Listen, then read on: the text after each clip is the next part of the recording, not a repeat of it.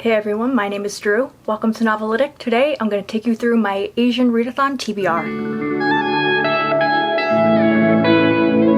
So in the month of May, Cindy from With Cindy is hosting the Asian Readathon. If you weren't aware, the month of May is Asian American and Pacific Islander Heritage Month. I'm going to take you through my TBR. There are a total of 5 prompts.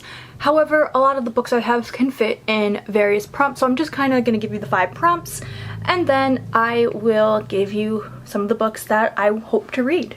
Prompt number 1, read any book written by an Asian author. Prompt number 2, read any book featuring an Asian protagonist. Prompt 3, read any book written by an Asian author from your favorite genre. Prompt 4, read a non-fiction book written by an Asian author. And lastly, prompt number 5, read any book by an Asian author that is not US-centric. So one of the books I'm going to be reading is Once Upon an Eid, which is featuring 15 different Muslim voices. This is the group book for the Readathon, which I will put down in the blurb, the link to all of that information as well. I think this is middle grade or YA, but it just centers around 15 different voices and just the joy and celebration of Eid. The next book is a collection of poetry by Fatimah Asghar, and that is If They Come For Us.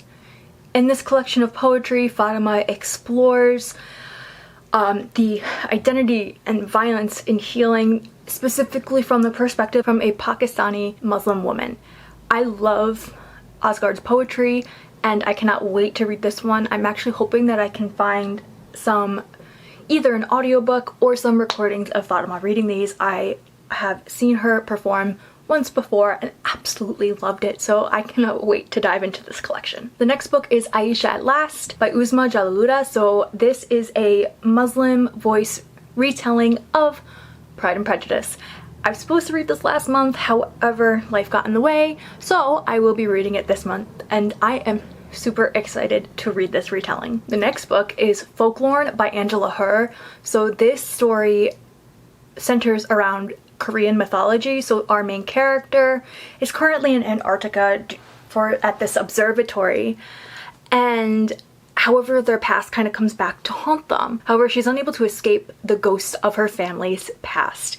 If you want to hear more about this book, I have it in my most anticipated releases, which I will link up in the cards as well as in the description box below. Another book that I would like to read is a nonfiction book, and that is Ace by Angela Chen. It specifically discusses and centers around the conversation of asexuality, and there are not many books out there with ace rep, and to have a non-fiction book about it, it's been on my TBR forever, and well, not really forever, it's fairly new, but my library finally has it. So this next book is by Zen Cho. Honestly, I want to read anything by Zen Cho and I'll be happy. But this particular one is Zen Cho's newest release, which is Blackwater Sister. I'm not going to go too much into the synopsis because I just mentioned this in a video, which is also linked down below. And if I have time, I also would like to read The Rise of Kyoshi, FC Yi. I loved Avatar and I'm so excited to get into this, and honestly, if I'm like on a kick, I have the second book right here as well. Alright, and that's it for the Asian Readathon TBR. Let me know what you're reading down in the comments. I would really appreciate it if you'd give this video a thumbs up and please consider subscribing. Until next time, bye!